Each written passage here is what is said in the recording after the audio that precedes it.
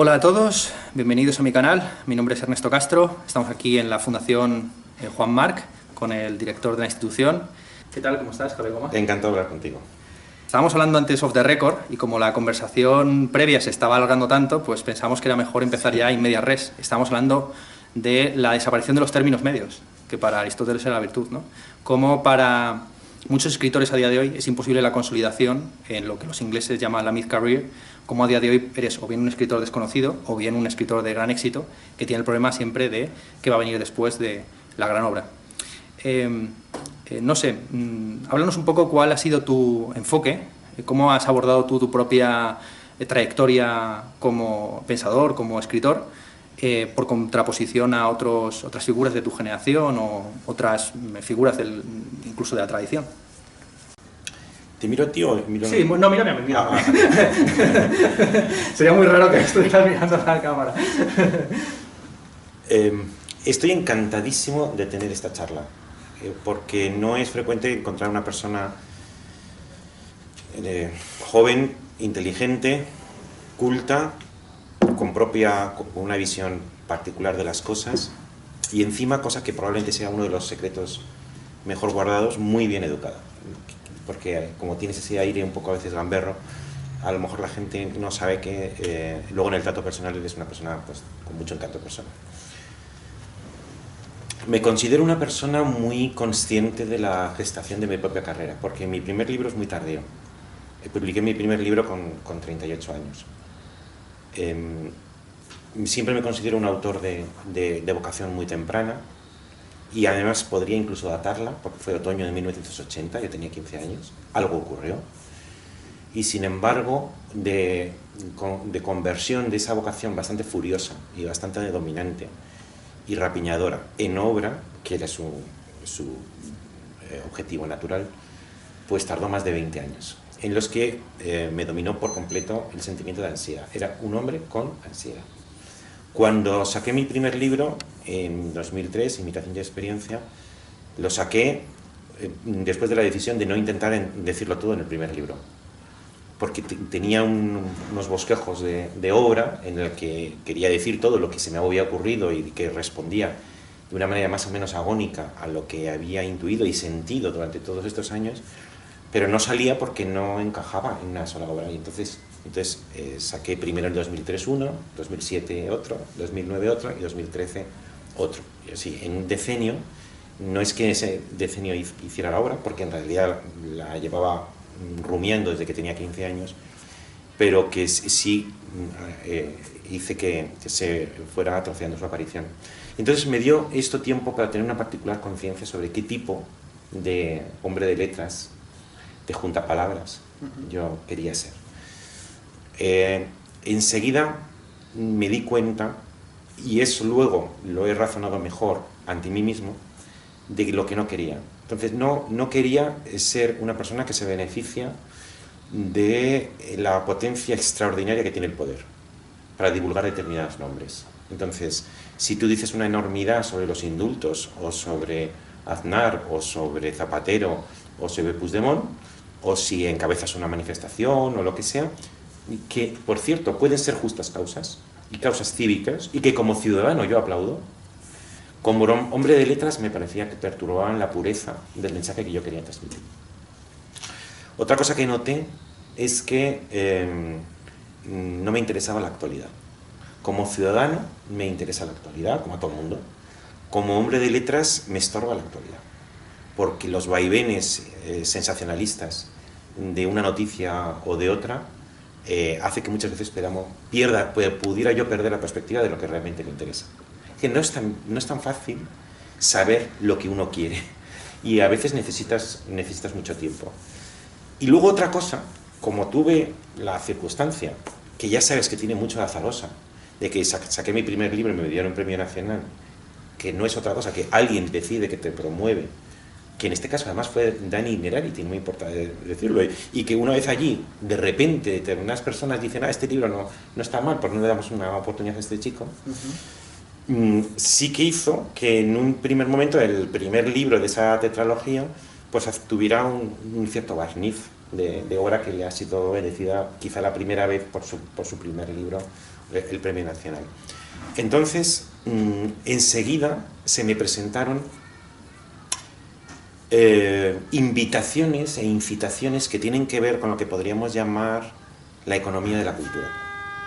Entonces, tú no sabes por qué, estoy hablando de 2003, yo tengo 38 años, aceptas como natural cosas que se dicen mucho y que si no eres demasiado tonto piensas, hombre, si se dicen mucho por algo será.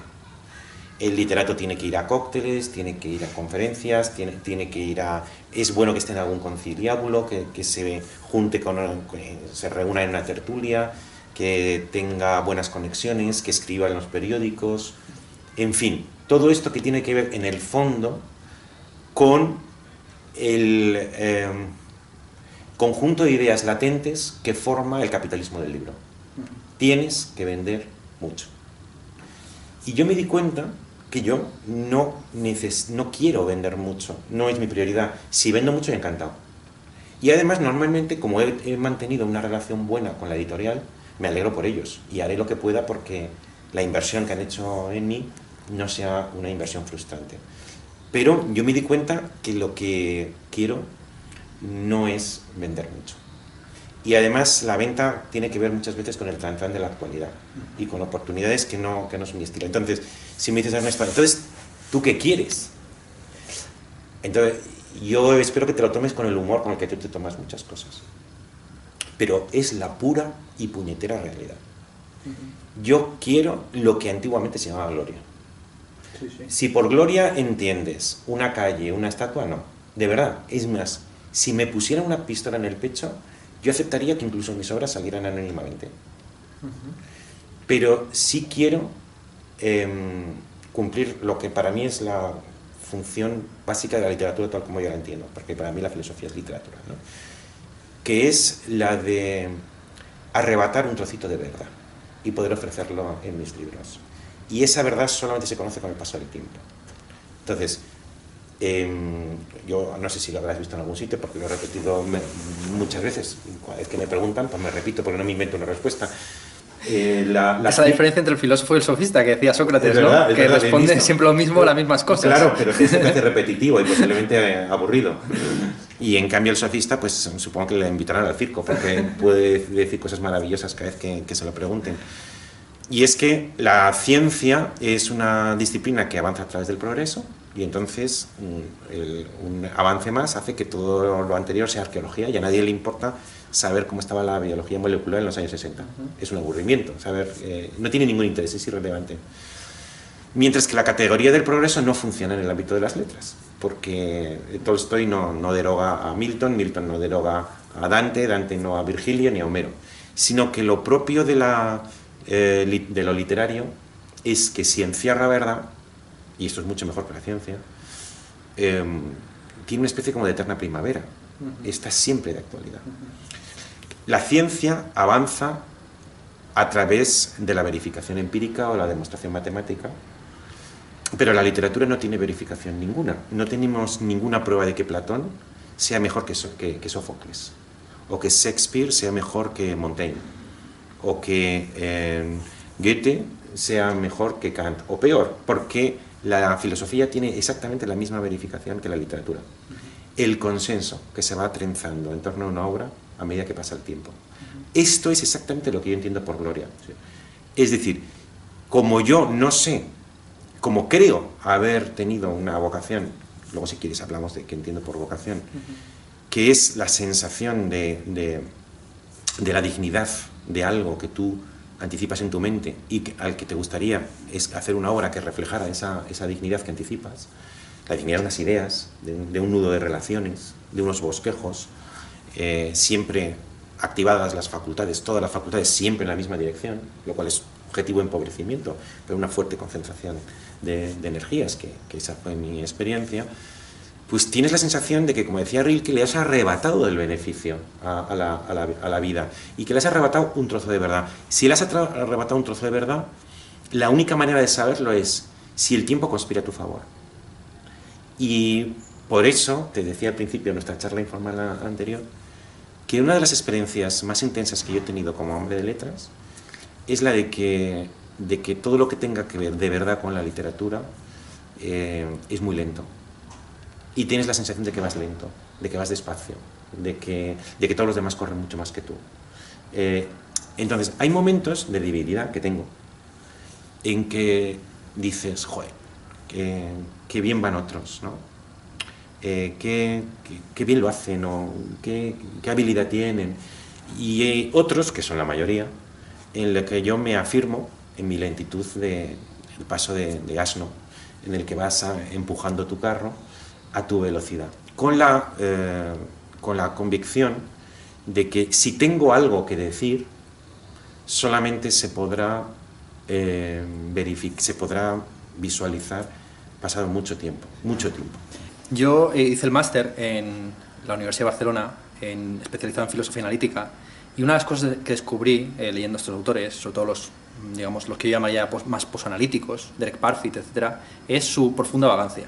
Es decir, en la filosofía analítica publicar más de un libro a la década está considerado una frivolidad.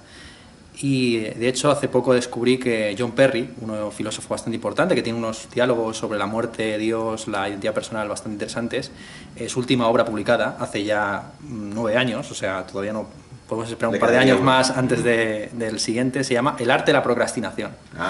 Lo posponiendo. Aunque supongo que luego trabajará con artículos, ¿no? Claro, sí, pero también muy relajadamente, un artículo de 30 páginas cada año, cada 2 años. Esto para subrayar una cosa, que es que la velocidad depende mucho del género, ¿no? No es lo mismo la velocidad en los 100 metros lisos que con vallas, 200, no es lo mismo la velocidad o la precocidad en el ajedrez, en la poesía, en la narrativa, en la filosofía, y esto nos plantea la pregunta, ¿qué es un joven filósofo? Porque se entiende normalmente que el ensayo es uno de los géneros más tardíos, y además se suele considerar que la gran obra de juventud o la obra con la que los filósofos pasan de la juventud a la madurez se suele publicar en torno a los 37 años. Ahí siempre están esas obras magnas, ¿no? El Gorgia se calcula más o menos con 37 años, la fenomenología del espíritu, Ser y tiempo, la gramatología. Claro, entonces tiene gracia que tu primer libro justamente fuera con 38 años, Imitación y experiencia, y que le dieran el premio nacional de ensayo, al igual que el libro de José Antonio Marina. Que también fue el primer libro, que publicó tardíamente, con ya 40, más, ¿no? con 40, 50 años, efectivamente. Y ya que ha salido la figura de Marina, pues te voy a preguntar por algo que aparece en ejemplaridad pública, 2 cosas que creo que aparecen en ejemplaridad pública y que conectan con la obra o la figura de José Antonio Marina, que es el asunto de la paideia, de la educación, y el asunto de la vulgaridad ambiente, ¿no? Sí.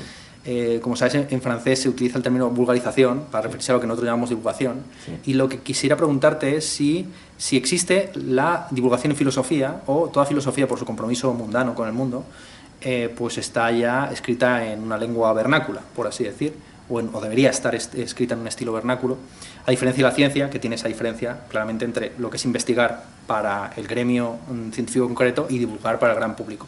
¿Qué opinas tú sobre todo relacionado, por ejemplo, con esta institución en la que nos encontramos, ¿no? La Fundación Juan March hace un trabajo pedagógico, y ¿cómo se entiende ese trabajo pedagógico? Hace un trabajo divulgativo. ¿Cómo se debería entender la divulgación a día de hoy? Tendría que distinguir muy claramente entre mi persona como escritor de mi persona como director de la Fundación, porque puedo responder a racionalidades completamente distintas, y que las dos me parecen bien, pero son bien distintas.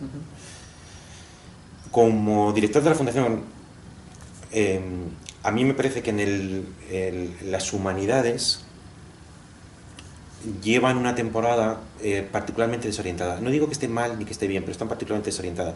Y a lo mejor esa desorientación es una bendición, porque se desorientan, porque se desvinculan de dependencias que a mí no me parecen bien, no me gustan, ¿no? Por ejemplo, una cultura aristocrática, ahora hablamos, una cultura jerárquica, una cultura beata, en la que hay mucha insistencia en grandes nombres ante los que nos tenemos que arrodillar porque han sido consagrados por el canon. Entonces hay el que se haya sacudido la cultura de determinadas dependencias a mí me parece bien. La consecuencia es que está un poco desorientada, porque incluso se ha hecho causa del que no haya orientaciones, que haya multiplicidad de orientaciones. El resultado práctico es que es muy difícil saber dónde está la verdad, lo verdadero, el criterio en el ámbito de las humanidades. Entonces, el que haya una fundación que aspire a tener un cierto clasicismo, entendido por clasicismo, algo que le concedes crédito de manera genérica, porque se esfuerzan en divulgar conocimiento que tiene una cierta seguridad, que tiene una cierta exquisitez, que tiene una cierta excelencia autorizada por el paso del tiempo. Eso me parece que está bien, porque ilumina, porque ofrece direcciones. Tiene un inconveniente, que no te ocultaré, y es que ofrecer excelencia en el ámbito de las humanidades normalmente requiere un cierto tiempo, y en consecuencia no suele estar cerca de lo emergente. Sí. Entonces hay instituciones que están cerca de lo emergente, que asumen el riesgo de equivocarse, pero también ayudan a los que lo merecen. Entonces, la Fundación eso no lo hace. No, a veces lo hace, pero no es su misión principal, y no te digo que sea autocrítica, es autolimitación de lo que te estoy hablando.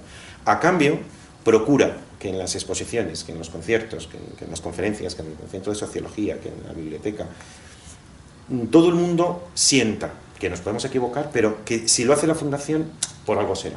Vale. Merece la pena que lo explores, ¿no? Eso en cuanto a la Fundación. Ahora, mi propio criterio. Mi propio criterio es, voy a decirlo en 2 o 3 ideas, porque esto da para bastante. No sé si para las 4 horas de una de las conversaciones que tuviste. Y es que, a mi juicio, la gran filosofía es filosofía mundana. La gran filosofía es filosofía mundana, porque asume su condición literaria.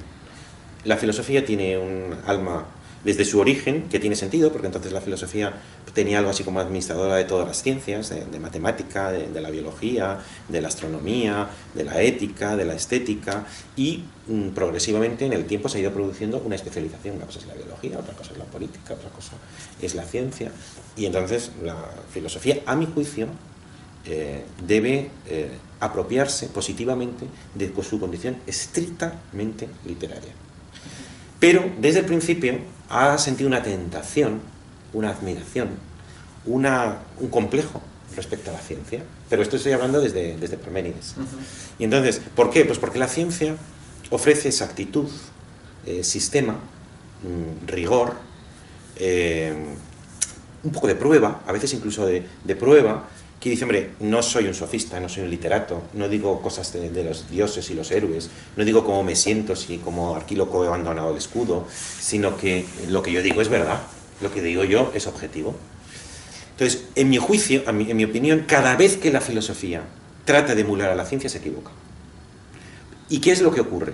Que normalmente la filosofía ya no habla del mundo, sino que habla de libros, no habla para todo el mundo, sino que habla para iniciados a través del lenguaje codificado, y no habla con mundo, es decir, con gracia, con estilo, con belleza, con amenidad, sino que habla de una manera extremada y exageradamente seca, imitando a la ciencia.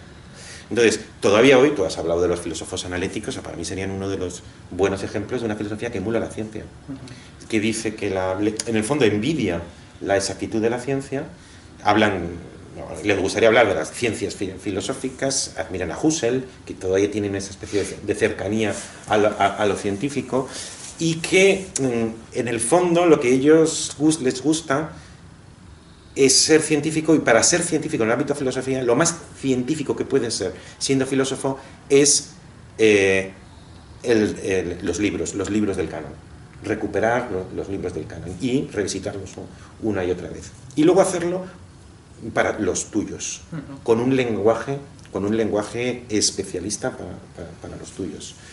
Y luego, si eres seco y si eres burdo y si eres tosco y si no tienes humor, no tienes elegancia, indicio de que eres serio, eres riguroso, estás haciendo las cosas bien, eres científico, ¿no? Sin embargo, hoy las leyes de Platón no las lee nadie, pero el Fedón lo sigues leyendo, que es el más literario de todos. Pero no solamente porque es muy hermoso y porque dice cosas muy, muy profundas, y porque además se expresa muy bien, que sería hacer las cosas con mundo, es que ahí Platón asume la condición literaria de la filosofía. Por tanto, para mí, hacer gran filosofía, no filosofía divulgativa, no filosofía de divulgación o de vulgarización, aunque si quieres ahora hablar, entiendo por vulgaridad, porque entiendo una cosa que es bastante positiva, ¿no? dentro de lo que cabe. Para mí, hacer gran filosofía, filosofía de Platón, Aristóteles, que es un extraordinario filósofo, sin embargo, como sabemos sobre todo sus apuntes, tiene un prurito científico, que a mi juicio lo hace a veces seco y antipático. A mí Kant, por ejemplo, me parece un filósofo de un ethos estético, literario extraordinario, a veces sepultado por pedaladas de erudición histórica.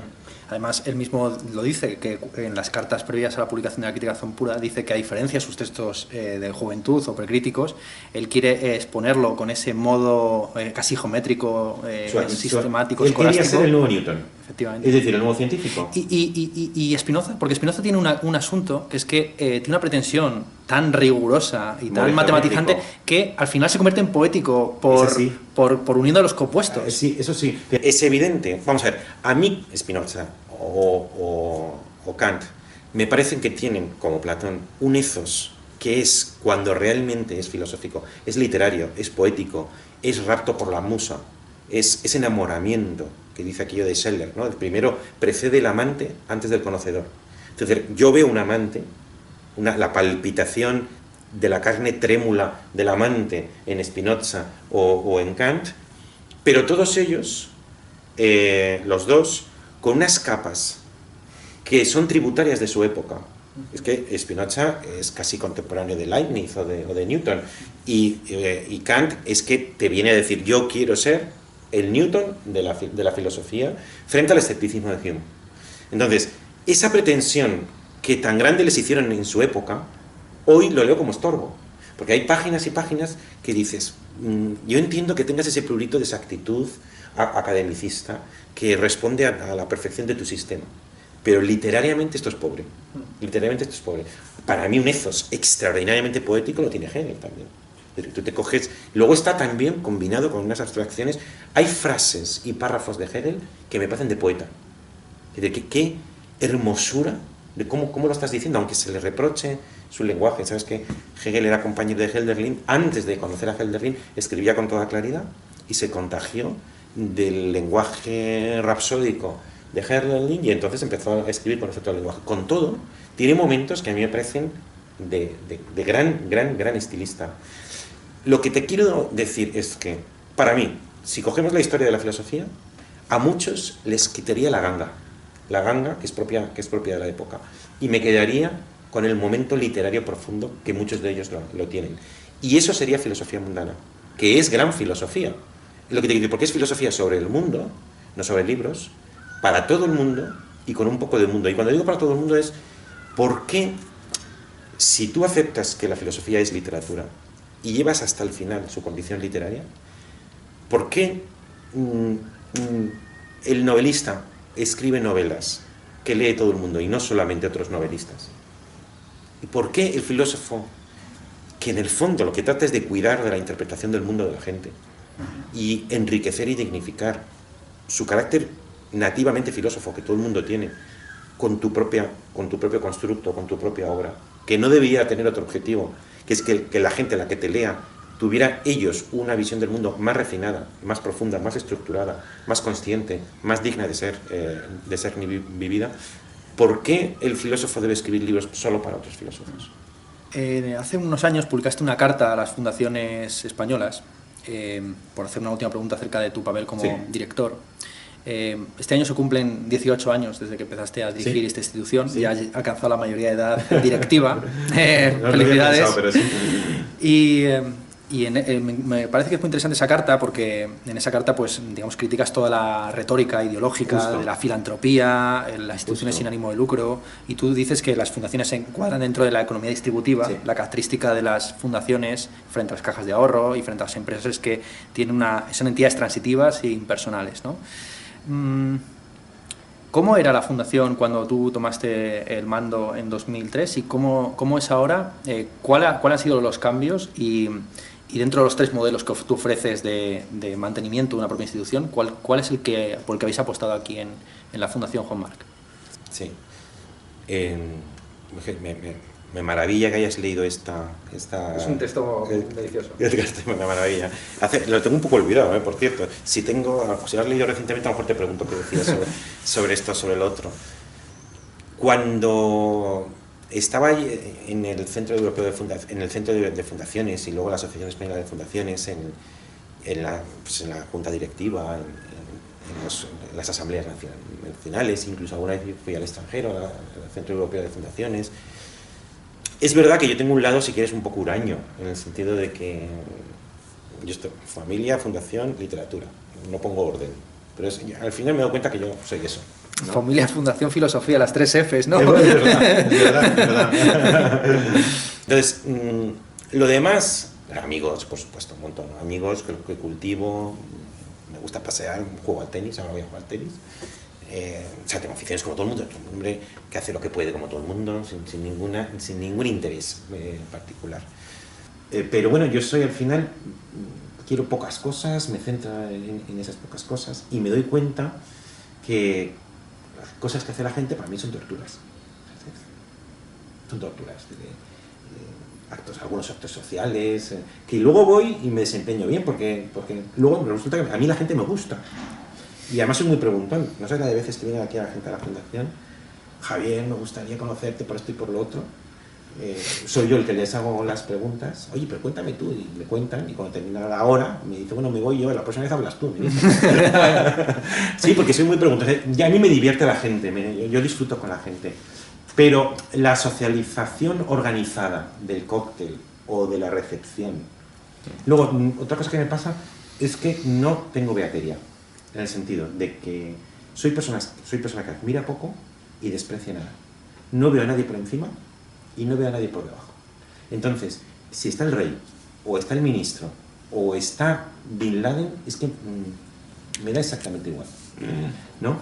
Y por tanto, uno de los alicientes que puede tener salir, que es ver gente y conocer gente importante o gente poderosa, no me influye. Realmente creo que mi mayor compromiso con la sociedad, aparte de la fundación, es intentar hacer un buen trabajo literario, que lo que yo haga esté lo mejor que yo pueda, ¿no? Entonces, eso me lleva a que las reuniones del Centro Europeo de Fundaciones, la Junta, me aburría mucho. Y encima les veía que la retórica que usan para comprenderse a ellos mismos, no me la creía, no respondía a lo que yo veía. Entonces, amablemente me ofrecieron no una, sino 2 veces darle la conferencia inaugural y entonces en una de ellas casqué este discurso, que luego era un poquito retocado, lo convertí en la carta a las fundaciones españolas. Pues yo veo que el sector de las fundaciones en general es un sector con un pobre discurso. Es un discurso, una autocomprensión pobre. Las 4 frases hechas sobre la sociedad civil, el reparto de los bienes, la participación, eso parece como que vale y queda desmentida instantáneamente por la realidad. Pero la realidad no es mala, lo que pasa es que es otra. Eso es lo que procuré decir allí. Uy, espérate. Sí, no, es que a veces estás... ¿Hemos enrollado o qué? No, ya no llevamos aquí 2 horas ni de coña. Espérate un segundo. Tengo que decirte que también parte del encanto youtubero de mis entrevistas es que a veces es que es muy cutre, es keep it cutre. O sea. Me encanta, porque es la ausencia de formalismo y la ausencia de hieratismo, y como si te vas al baño y vuelves y te traes una cerveza, ¿no? O sea, ningún problema. Entonces, yo al final pues dimití de todo, porque es que hacen un buen trabajo, pero no es mi taza de té, por decirlo así, ¿no? Y aquí en la fundación, mira, este es un tema que seguramente te contestaré mejor cuando yo me jubile o cuando me vaya de aquí, porque estoy en marcha. Cuando yo heredé la fundación, había estado anteriormente un director que se llama José Luis Yuste, que hay una cosa, podría hablar más extensamente, como es natural, pero hay una cosa muy positiva de él que me gustaría decir. Y es que es una persona que me transmitía la importancia de lo que estaba haciendo. Entonces, como las fundaciones, sobre todo las fundaciones grandes, muchas veces son cementerios de elefantes, aparcaderos de gente que ya ha terminado su vida económica o su vida social o su vida política. Venga, le hacemos director de esto. Y entonces tiene un aire como mortecino, pues, otras veces no, ¿no? Pero al contrario. Y además yo creo que hemos mejorado mucho en eso. Pero ha tenido históricamente un aire secundario, donde además es un sector en el que se paga regular, con lo cual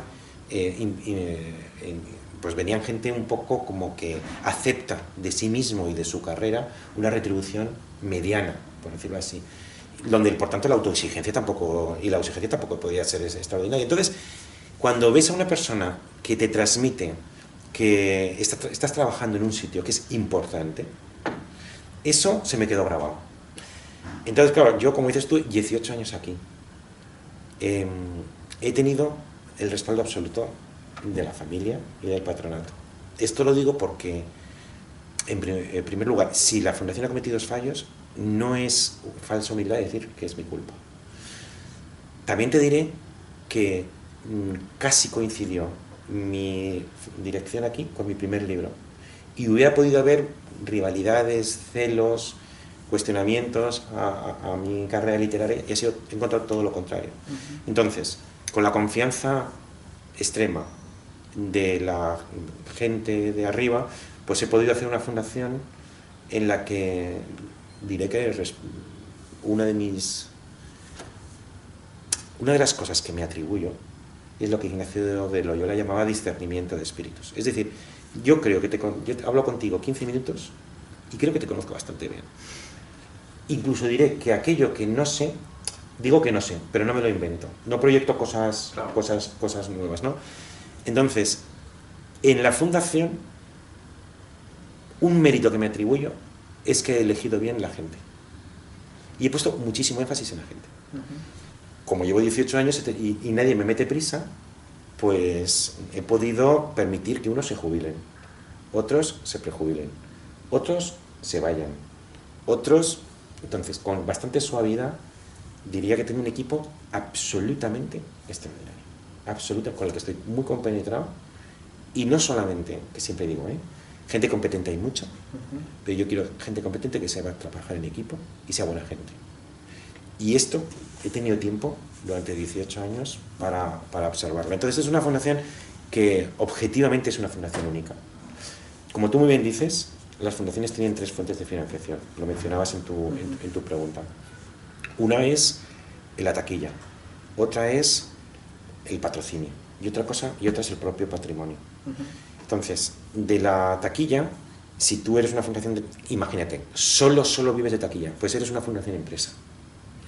Porque yo quiero hacer una exposición que vale 300.000 euros, entonces solamente puedo hacer aquellas exposiciones cuya previsión de ingresos sean 300.000 euros. Ventaja, dependo tienes una nueva exposición, aumentas y enriqueces la oferta. Inconveniente, solo harás aquellas exposiciones que tienen una previsión de ingresos de 300.000 euros. Segunda clase de fundación fundraising, y es que todo el dinero lo obtienes de un patrocinio. Tú no tienes ni un dinero, tu entrada es gratis y necesitas 300.000 euros. Ventaja, o tienes una nueva exposición de Picasso, de lo que sea. Inconveniente, el patrocinador, de manera sensata, que yo admito perfectamente, querrá patrocinar aquellas exposiciones que pongan a su marca en un contexto positivo, porque quieren asociarse al arte, quieren asociarse a la salud, quieren asociarse al medio ambiente, entonces te dan esos 300.000 euros. Y luego están aquellas fundaciones que ni taquilla ni piden, sino que tienen patrimonio. Nosotros somos estas, fundaciones que se llaman patrimoniales. Pero entre las fundaciones patrimoniales hay 2 clases, que son las que el dinero te lo ha dado la empresa o el banco, o te lo ha dado la familia. Cuando te lo ha dado la empresa o el banco, aunque sea la misma familia las que los match, te pueden dar el dinero a Banca Match o su bolsillo. Entonces, si te lo ha dado Banca Match, por estatutos, la fundación tiene obligatoriamente, legalmente, que contribuir al cumplimiento de la función social de la banca. Porque si no, no tiene sentido que se gaste el dinero. Entonces, eres un poquito instrumental respecto a los fines de la banca. En nuestro caso, no lo ha dado el bolsillo de la familia. Y entonces tenemos una fundación que renuncia a la taquilla, todos nuestros actos son gratuitos, renuncia al patrocinio, nos gastamos nuestro propio dinero, y nuestro propio dinero es familiar. Ahora, hay el último matiz, Y es, ese dinero que es familiar, lo normal es que si Amancio Ortega crea una fundación, pues lo normal es que salga de su bolsillo, si decimos que es Amancio Ortega y no Inditex, pero que tenga el dinero puesto en algún sitio, no tiene una cuenta corriente con ese dinero. Y son muchas veces acciones de su propia empresa. Entonces dice, pumba, te doy 200 millones de euros en acciones de mi empresa. Eso es normal. Entonces, al principio, que la fundación tenga valores de la empresa matriz es normal. Pero tú, Ernesto, si vas a gestionar tu propia hacienda y tienes un poco de ahorro, dices, bueno, pues coloco un poquito de ahorro aquí, otro poquito de ahorro, es decir, diversificas. ¿Por qué no pones todo en el mismo sitio? Porque si lo pones en el mismo sitio, los pones al riesgo de que todo se ventile. Entonces, ¿qué haces? Diversificas. Cuando una fundación que nació de un bolsillo privado, pero pasa una generación, 2 generaciones y 3 generaciones, y ves que sigue en la misma empresa matriz, lo cual no tiene un sentido desde el punto de vista de la viabilidad económica de la fundación. Es muy sospechoso de que el patrimonio de la fundación sea instrumento de dominación de la empresa matriz. Es decir, que el que se sienta en el grupo tal, se sienta en parte porque es presidente de una fundación cuyo patrimonio es una cartera de valores de la empresa matriz. ¿Entiendes lo que digo? Entonces, en nuestro caso, es una fundación de todo gratis, una fundación sin patrocinadores, una fundación patrimonial, una fundación familiar y con patrimonio diversificado, que no tiene otro objetivo que la viabilidad económica a largo plazo de la fundación. Esto condiciona directamente el tipo de programación que hacemos y la soberanía absoluta de los gestores respecto a nuestras actividades. Entremos ya en la tetralogía de la ejemplaridad, que si no, no vamos a poder hacerlo. Imitación y experiencia es un gran libro y ahí expones las 4 formas de imitación de las ideas, del mundo de Dios, de los modelos o prototipos. Y un tema que me hubiera gustado que desarrollaras un poco más, pero bueno, entiendo también lo que tú has dicho, que era un libro que pretendía decirlo todo y al final fue una primera parte de una obra en 4 entregas, es la importancia de los ejemplos en la ciencia. Has explicado previamente cómo la filosofía, a tu juicio, no es ciencia, sino que tiene que ver más bien con el campo de las artes y la literatura, pero la filosofía, desde luego, lo que, si no es ciencia, sí que puede ser filosofía de la ciencia, sí que puede teorizar de la ciencia desde fuera de ella, ¿no? Y yo creo que en tu ontología y pragmática de la ejemplaridad hay claramente una teoría de la ciencia en ciernes, que además tiene bastante que ver con la teoría de los paradigmas de Kuhn y Lakatos, Feyerabend, etc. En fin, ¿cómo ves la posibilidad de aplicar o desarrollar un poco más esta filosofía de la ejemplaridad y de la imitación en el campo de la sociología de la ciencia o en el campo de la filosofía de la ciencia? ¿Crees que sería posible? Porque además, claro, el concepto de prototipo, la idea de modelo, la idea de paradigma mismamente, pues son bastante importantes en el campo de la ciencia, o por lo menos para cierta corriente filosófica, sí. ¿Qué opinas tú de cómo está la filosofía de la ciencia? Y si es un interés, bueno, desde luego no es muy desarrollado en tu obra, pero si lo ves viable o ¿qué te parece? No, creo que no me equivoco si te digo que esa es una de estas preguntas, pues posiblemente haya más, en las que tú responderías mejor que yo. No, de verdad, Sí, no. De verdad. Una vez escribí un artículo largo en la Vanguardia, que luego lo reuní en Filosofía Mundana, que se titula El héroe del concepto, en el que trataba de mostrar cómo la teoría de la ejemplaridad, a mi juicio, no sé si esto ocurrirá. Sospecho que sí, a medio y largo plazo. Pero cómo la teoría de la ejemplaridad atraviesa diferentes disciplinas iluminándolas. Entonces ahí, dígalas que yo tengo mayor familiaridad. Entonces hablaba de la ontología, hablaba de la filosofía propiamente dicha, de la ética, de la antropología, de la historia, del derecho, de la ética, de la teología y no me acuerdo si alguno más. Entonces, yo sí tengo la sospecha de que en lo que yo he escrito puede haber gente que lo aplique a sus diversos campos y lo haga de manera fecunda. En algunas materias podría incluso hacerlo yo, pero me siento muy cómodo en algunas de las que te he mencionado. En otras no me siento cómodo. He leído autores de la ciencia, he leído historia de la ciencia, me he interesado sobre la sociología de la ciencia, porque además en la sociología de la ciencia ha actuado claramente el asunto imitativo, el aspecto imitativo, desde el punto de vista social, en el sentido de que como yo defiendo en mis libros, pues la ejemplaridad de Watson pues, genera vocaciones. Yo quiero ser como él, es un modelo de comportamiento. Otra cosa distinta es si la estructura de la realidad, ya no el comportamiento de un científico, no la propagación de ideas en el ámbito de la ciencia, sino lo que la ciencia estudia, que es la naturaleza, los científicos podrían encontrar una estructura ejemplar, unos paradigmas, como lo de las neuronas espejo. De repente viene un señor y desde el punto de vista de la neurociencia, con una perspectiva que yo no suscribiría totalmente, digo desde mi propio punto de vista, aplica a diferentes espacios de la ciencia, tratando de describir la realidad, ideas que son bastante frecuentes en mi tetralogía, ¿no? Entonces, las neuronas espejo, bueno, pues, que explicarían determinado comportamiento imitativo. Lo que ocurre, y te lo digo también con cierta modestia, es que yo he sido una persona que me he centrado mucho en lo que podríamos llamar el ámbito del espíritu, y muy poco en el ámbito de la naturaleza. Entonces, ¿cuál sea la verdadera estructura de la naturaleza? Que es lo que normalmente investigan los científicos. Para mí los científicos investigan algo que para mí es de segundo orden, que es la naturaleza no humana. Porque la naturaleza humana se escapa normalmente al método repetitivo de lo científico. Y por eso, normalmente la ciencia apenas entra en el ámbito de lo humano, de lo singular y de lo que no se subsume en esquemas repetitivos, que son los que normalmente a la ciencia le interesa. Por eso se distinguió en Baden y en otros sitios entre ciencias de la naturaleza y ciencias del espíritu. Yo me he comportado de una manera decisiva y me he desempeñado en el ámbito de lo que podríamos llamar las ciencias del espíritu. Si alguien viniera, sé por ejemplo la influencia extraordinaria que ha tenido lo que podríamos llamar la estructura platónica en el ámbito de la ciencia, los paradigmas, los prototipos, los tipos ideales, los modelos, es como algo muy típico de la ciencia.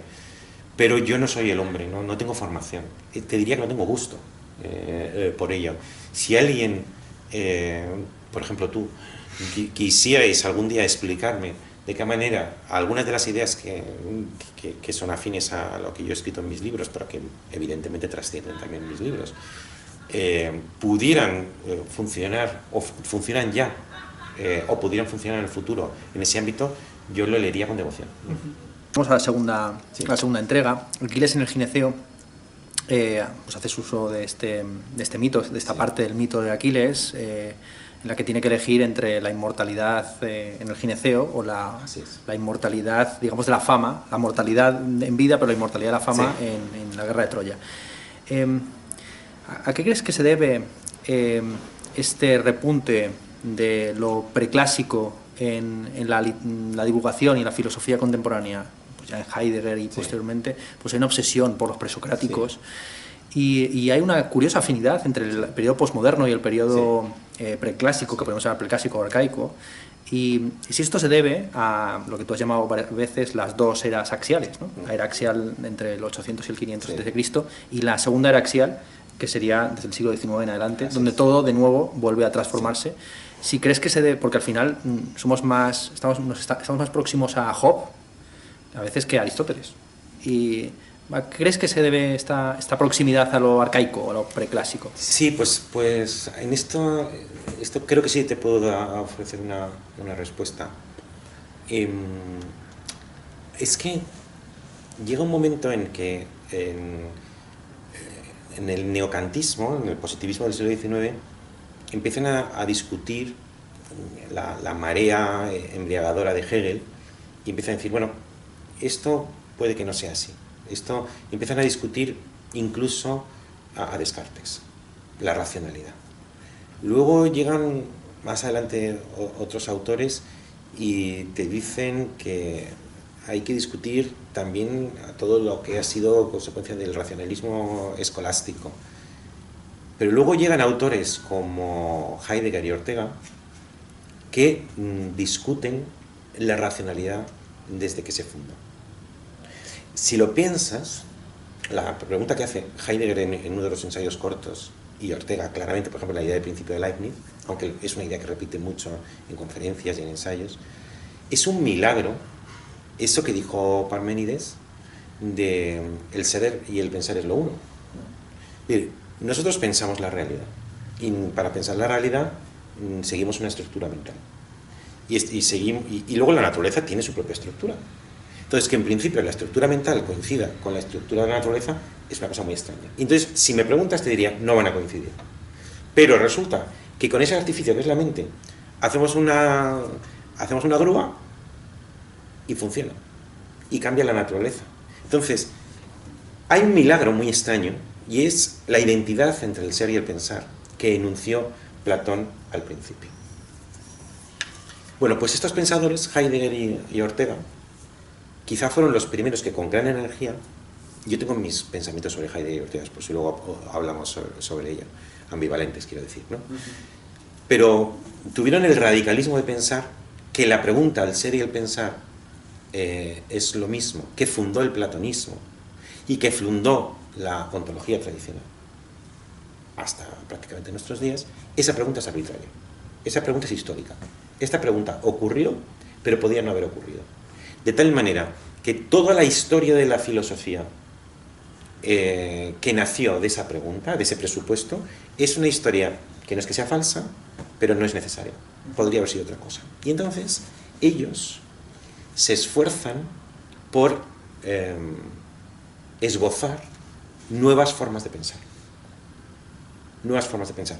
Ortega lo dice. Yo tengo un capítulo en Imitación y Experiencia que trata de recapitular todo lo que entonces se dijo sobre las nuevas formas de pensar. Puedes decir, es una filosofía, pero ya no es una filosofía parmenidea. Puedes decir que es un pensamiento, pero no filosófico. O puedes decir que son nuevas, dice Ortega literalmente, nuevas aproximaciones intelectuales al mundo.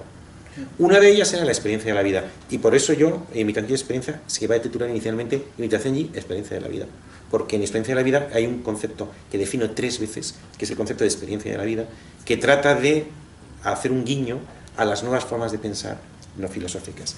Si tú consideras que toda la ontología, toda la metafísica, toda la pragmática que nace del presupuesto, el ser y el pensar es lo mismo, Parmenide, y todo lo que viene después es arbitrario, no me parece extraño que eches la mirada al momento pre-parmenideo para encontrar de forma genuina aproximaciones intelectuales al mundo que sean divergentes de la que triunfó.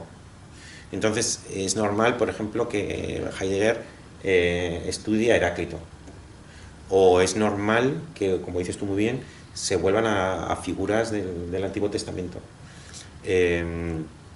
O, por ejemplo, a mí particularmente me interesó muchísimo lo que llaman la primera oralidad, por cómo la oralidad ha condicionado la forma del pensamiento y su conversión en literatura ha promovido otros con perjuicio.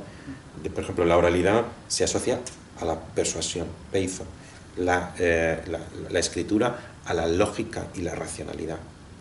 Porque ha triunfado una supuesta lógica y racionalidad frente a la verdad como persuasión, que es típico de culturas orales.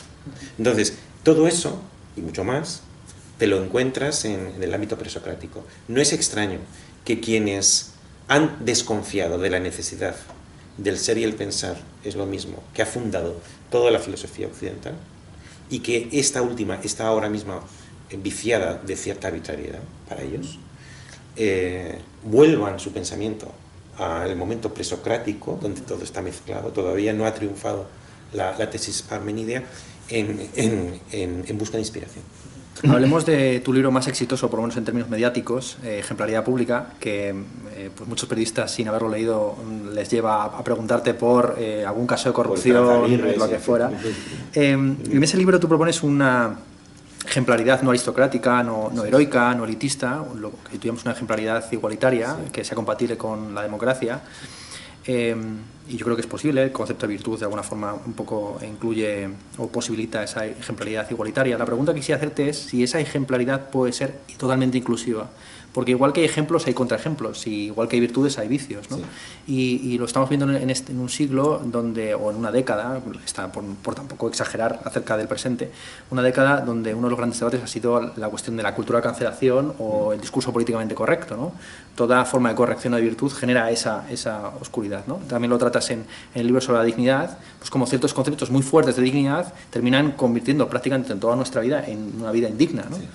En fin, ¿cómo crees que es posible una ejemplaridad pública igualitaria que no sea excluyente o exclusiva y que cree mecanismos, al fin y al cabo, totalitarios, ¿no? de imposición de un canon casi de virtudes o de modos de comportamiento, modos de hablar, etcétera? A mí me gusta mucho destacar, porque es que además es muy importante para entender mi intento, es la distinción entre el ideal y la realidad. Y yo en ejemplaridad pública enuncio un ideal, no describo cómo es la realidad. La característica más importante del ideal es que no existe, porque es una propuesta de perfección. La realidad en la que tú y yo nos encontramos es una realidad imperfecta. Es decir, es una realidad llena de insuficiencias, imperfecciones, vicios y corrupciones. Mientras que el ideal que yo trato de defender y sosteniendo el argumento desde el principio hasta el final en ejemplaridad pública es una propuesta de perfección. En algún lugar he definido el ideal como una propuesta de perfección que es prescriptiva, no descriptiva, que ilumina la experiencia individual dotándola de sentido y que moviliza el entusiasmo. Entonces, esto es como cuando avanzas en un camino y el ideal sería el horizonte, que a medida que te acercas al horizonte, el horizonte se va alejando. O dicho de otra manera un poco gráfica, nunca voy a quedar a bailar con el ideal, no me voy a tomar un té con el ideal, no es una persona con la que te roces, no te la encuentras en el metro, el ideal siempre está lejos, como una incitación, como una invitación, como un enamoramiento de esa perfección, por eso suscita el entusiasmo, pero no existe. Entonces lo tengo muy sencillo, cuando me llaman muchos de la radio porque Espantada Aguirre se ha saltado un semáforo en rojo, o alguien no ha pagado la seguridad social, y entonces escandalizan y me invitan a que me meta con Echenique o me meta con yo siempre digo lo mismo, mira, es que primero yo no he venido aquí a criticar a nadie, no me gusta, eso lo he titulado en algún sitio, quizá lo hayas visto, ejemplaridad antipática. Sí. Y es lo contrario de lo que yo pienso, porque el concepto de ejemplaridad para mí es un ideal de dignidad, de belleza y de atracción, por tanto no de demonización del contrario, sino en todo caso de autoexigencia. Y digo además, le digo al periodista de turno, es que además, contrariamente a lo que tú crees, porque tú me vienes un poco también como invitando a mira, tus ideas de ejemplaridad están muy bien, pero mira lo que pasa, el presupuesto es que contrariamente a lo que tú crees, tu pregunta demuestra la actualidad y la vigencia de la ejemplaridad, porque tú me llamas porque estás escandalizado, y el escándalo es la mejor prueba de que en tu conciencia está vivísimo el concepto de ejemplaridad. Si no estuviera vivo el concepto de ejemplaridad, no me llamas. Es porque te escandalizas. ¿Y qué es escandalizarse? Escandalizarse es observar la distancia entre la realidad que observas y el ideal que está en tu conciencia. Por tanto, el ideal está vivo. Sí, lo que te quería decir es que tú que conoces bien la tradición filosófica, te acordarás de ese momento de la política de Aristóteles en que dice, voy a expresar 3 gobiernos ideales, de una persona, el monarca, de varias personas, la aristocracia, de muchas personas, la democracia, y dice, bueno, pero todos estos son susceptibles de corrupción. Uno, la tiranía, otro, la oligarquía, otro, la demagogia. Entonces, que el ideal en la realidad, el sensacionalismo de la realidad del que estábamos hablando antes, sabes que a mí me gusta distinguir entre actualidad y realidad. Yo me considero una persona de realidad, no de actualidad. Que en la realidad el ideal sea como siempre instrumentalizado para los intereses de corto plazo, muchas veces de lucha política, y por tanto sea muchas veces un ideal de corrupción, no un ideal de nobleza, de dignidad y de belleza, sino que sea corrompido ese ideal. A mí no me choca. No sé, antes hablábamos del discernimiento, ¿no? Yo conozco gente, alguna muy cercana, que que al responder esta pregunta, que yo a veces me he formulado, y en las conversaciones que tengo con amigos, ¿cómo se diferencia el mundo cuando tenías 15 años y cuando tienes 56, que son los que tengo? Ernesto, yo te pregunto a ti, ¿hay una gran diferencia en cómo te imaginabas el mundo cuando tenías 15 años y cómo te lo imaginas con 30? Tampoco tanto. Tampoco tanto. No. Es más en tu actitud, ¿no? Un poco hacia... Eso sí. O sea, el que creces o el que cambias o el que empeoras eres tú. Pero yo que, oye, me he dedicado, que soy perito en ideales y que por tanto podría estar en las nubes. Yo debo decirte que con 15 años, con 14, 16 y 17, me imaginé un mundo que se parece bastante al que yo ahora con 56 años... Hay gente que no, hay gente que se decepciona, se ilusiona, se imagina una quimera y luego el mundo se lo desmiente. A mí eso no me ha ocurrido. Y eso, que yo era una persona que tenía una cierta visión como de totalidad. No sé si has leído en Filosofía Mundana, tengo un artículo, microensayo que se titula Prenda del atardecer, en el que cuento lo que significaba, que es verdad que significaba con 15 años para mí el atardecer. Yo iba a mi casa, hay un balcón malo que de frente veía edificios y de frente y sobre los edificios veía el atardecer malamente, pero veía el rosado del atardecer. Sí, que en Madrid, espectacular. Espectacular, pero en mi casa era feo. O sea, pero era feo en el sentido que el contexto era feo, pero veía eso. Y esto no es palabras, lo que te voy a decir, lo cuento más breve en ese microensayo. Yo tenía una visión de lo quiero todo, y claro, anticipaba las voces de la prudencia que te decían, Javier, no se puede todo, tienes que elegir, no, te vas a llevar un golpazo, etcétera, ¿no? Y decía, mira, si todos los días hay un espectáculo como este, que es grandioso, que es bellísimo, que es público y que es gratuito, y esto ocurre sin darte cuenta, la naturaleza te dice que tú puedes pensar a lo grande.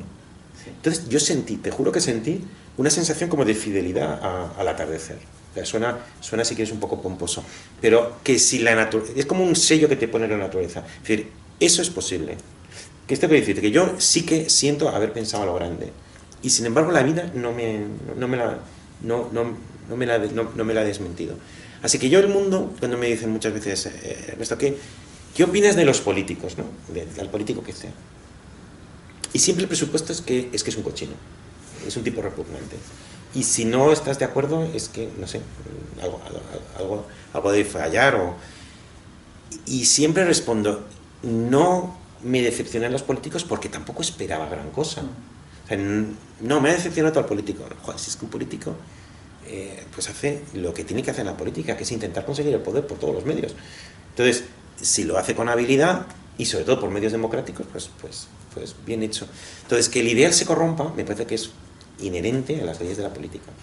Es interesante la pregunta que me has hecho en términos edadistas o generacionales, porque se enfatiza mucho en el mundo en que vivimos la cuestión de las generaciones de la tecnología, las generaciones sociológicas, que todo lo cual, y partiendo de una mala comprensión de la teoría de las generaciones, porque Ortega, que es uno de los padres de esta teoría, como sabes, Julián Marías, de hecho su libro divulgativo de la filosofía orteguiana fue un éxito de ventas en su momento.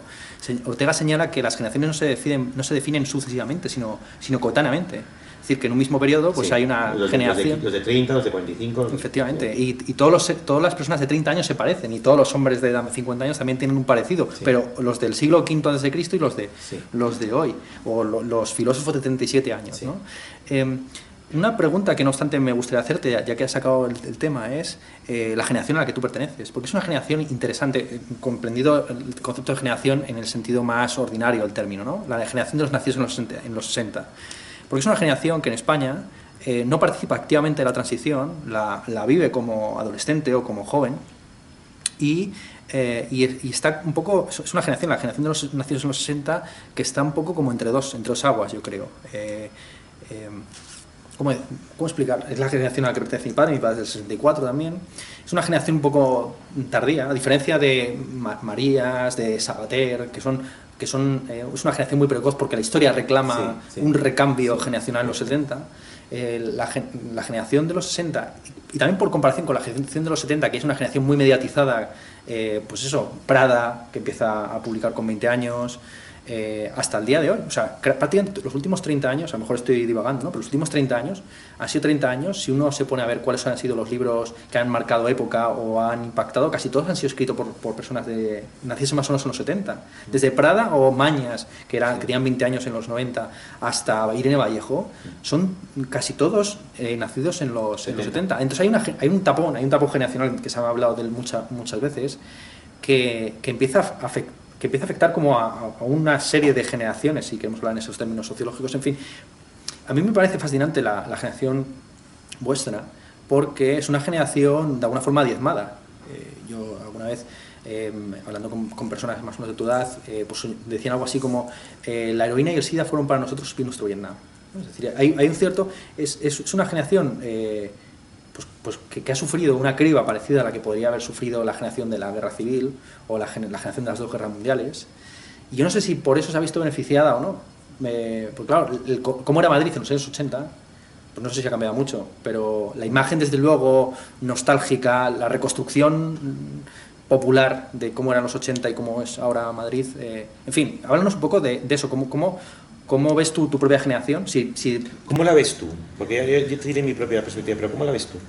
Yo lo que te digo, que creo que es una generación que carece de identidad generacional, lo cual yo creo que es algo hasta positivo, a diferencia, insisto, de las generaciones posteriores, donde se ha hablado, por ejemplo, de la generación nocilla, o los autores post-nocilla, la generación millennial. Claro, ahora ya lo que es una mercadotecnia de las generaciones, ¿no? La generación Z...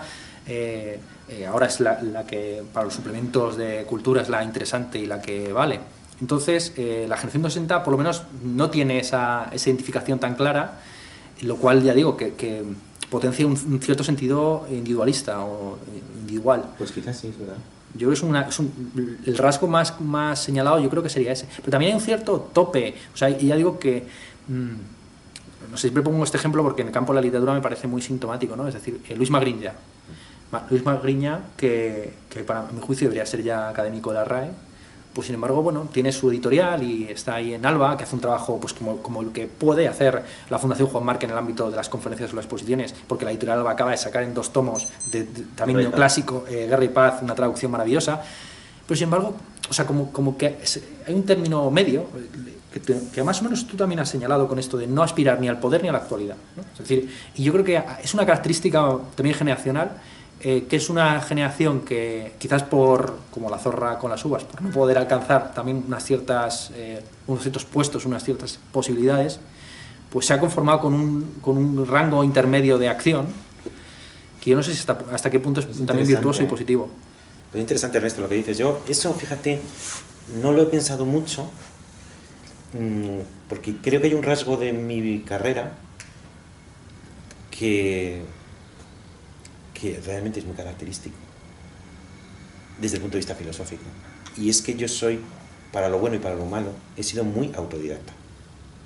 Entonces, eso tiene un lado malo desde el punto de vista filosófico, que me ayudó mucho a desbastar Javier Muguerza.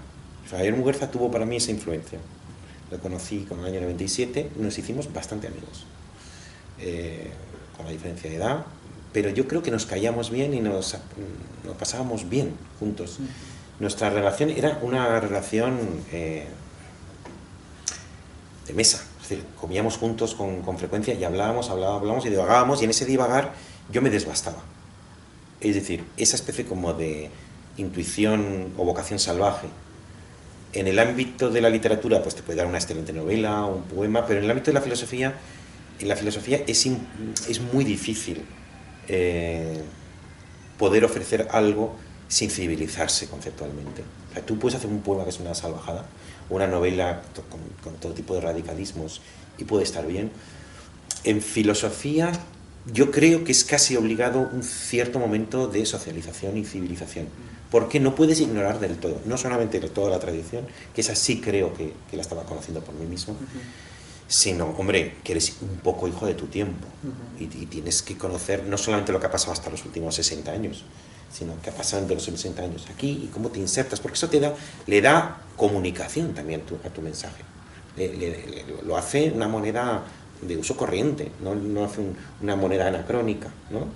Es importante ser hijo gozoso de tu tiempo, y yo tenía ese ámbito, he tenido claramente en el teatro o en la novela que estoy escribiendo ahora, puedes ser autodidacta, normalmente eres autodidacta, incluso a lo mejor sería raro que pertenecieras a una generación organizada, pero en la filosofía el autodidactismo, si lo sumas al hecho de que en determinado momento tardío decidí no entrar a la universidad, yo tenía 30 y tantos años y tenía la opción de hacer carrera literaria, de hacer carrera académica, y decidí que no, sabiendo que eso tiene su precio, tiene un cierto precio, sobre todo a corto plazo, a largo plazo creo que no, pero a corto plazo sí, y es que la academia pues, no te considera de los suyos, ¿no? Algunos sí, y entonces pues, me llevo muy bien, y otros te dicen que no eres académico. No te lo dicen así, pero se les ve la mirada. Se te nota la mirada. Y eso ocurre. Alguna vez he contado que... Pero bueno, esto me informaron. Yo no tenía nada que ver. Y además, yo, que sí soy un tipo vanidoso, quizás sea tan vanidoso que determinadas cosas no me satisfacen. No, a mi vanidad. Soy vanidoso en el sentido que te decía antes. Me gustaría saber si lo que he hecho contiene verdad. Eso me importa mucho. Y cuando hay un testimonio de alguien que yo valoro, pues lo siento, pero me gusta. Ahora, otras cosas siento que no me aportan demasiado. Por ejemplo, ser doctor honoris causa. Si me lo dan, lo aceptaré. Pero no es una cosa que me haga especialmente ni miembro de la academia, que te podría contar cosas, ¿no? sobre eso. Entonces, me dicen, oye, queremos hacerte doctor honoris causa en la Complutense. ¿Qué te parece? Te miran como diciendo, saltarás de alegría, ¿no? Pero yo no salté de alegría, pero dije que me parecía bien, que si me lo dan, yo lo acepto y lo recojo y digo un bonito discurso. Y Desolado, quien lo promovió, Altas Instancias, me llama y me escribe, han dicho todos los departamentos que sí, menos el de filosofía. Bueno, pues esa es la vida, ¿no?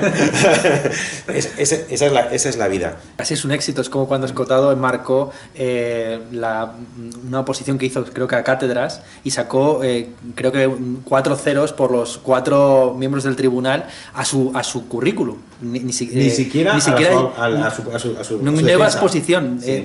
Simplemente por el currículum, claro, historia de las drogas, bueno, sí, un hombre que está en la cárcel. Y le puso en un marco. Y le puso un marco, lo marcó como su mayor logro. Si existiera esa negativa del Departamento de Filosofía, a lo mejor también lo pondría en el marco. Entonces, el autodidactismo hace que tenga menor conciencia del grupo. Si tú estás en filosofía, pues puedes decir, yo soy del grupo de Eugenio Trías, yo soy del grupo de Javier Muguerza. Es que hablábamos de todo menos de una manera académica. Siempre eran comidas y siempre le hablaba. Él era un hombre enorme, era como tenía una especie como de benignidad o indulgencia hermosísima. Por tanto, a mí me gusta de vez en cuando me cuenten cosas maliciosas, pero no era una buena gente, porque Javier era como muy hablaba prácticamente, y además se complacía en hablar bien, incluso de los que supuestamente son enemigos, de los que están en la otra trinchera. Pero entonces él me incorporó y me normalizó bastante, pero no he perdido el pelo de la dehesa del autodidacta vocacional. Muguerza yo creo que fue el correlator de la filosofía de esa época. Hay un libro que no recuerdo el nombre del autor que se llama Herederos y Pretendientes. Sí, lo he leído. Es una historia maravillosa. Sí, que es el profesor de Cádiz. Eso es. Sí. Del grupo de Y que habla de generaciones en España. Eso es. Pero que explica muy bien que al final en filosofía, a diferencia de lo que sucede en el mundo de las artes, el filósofo se define más bien por la escuela que por la generación. Es verdad. Y entonces, como el vínculo maestro-discípulo es tan importante y tan fuerte, uno no se define tanto por los que tiene por sus pares o de su edad, sino por las referentes ideales o por los clásicos. Claro, estamos más un escritor, un narrador a día de hoy tiene todavía pues esa exigencia, ¿no? de vanguardia o de novedad, mientras que para el filósofo lo original es volver al origen, ¿no? En muchas ocasiones, o ser radicales, volver a la raíz. Entonces, estamos más vinculados con nuestros antepasados que con nuestros coetáneos, yo creo. A eso le añades que muchas veces también es la persona que te ha conseguido el trabajo. Efectivamente. No, pero lo digo sin ironía. Es decir, que hay una especie también como de tutela laboral. Entonces, esa escuela muchas veces no quiere decir que el discípulo haya desarrollado las doctrinas del maestro, sino que el maestro logró formar el tribunal.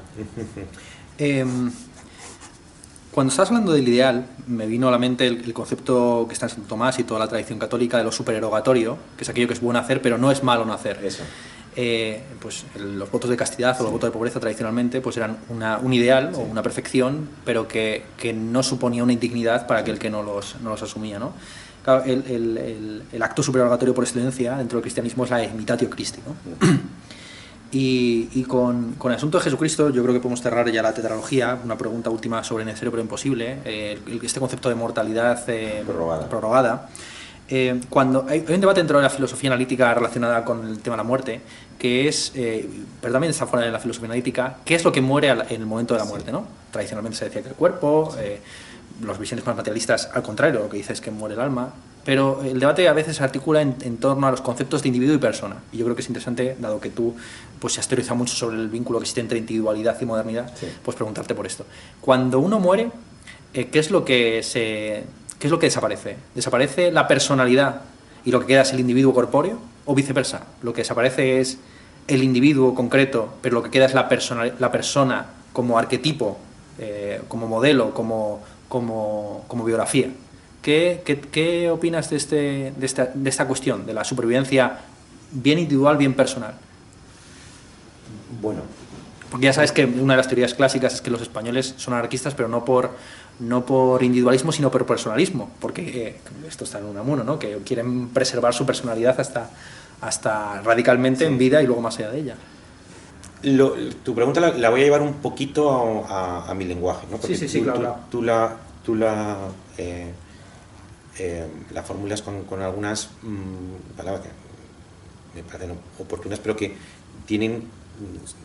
están próximas a unas teorías que yo he tratado de reflexionar con mis propias palabras.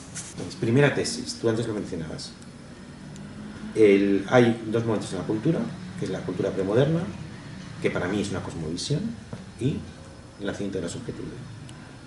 Entonces, antes de la cosmovisión, antes de la subjetividad, hasta el siglo XVIII, pongamos por caso, aunque se gestó mucho antes, he defendido que la muerte en su radicalidad es un invento moderno.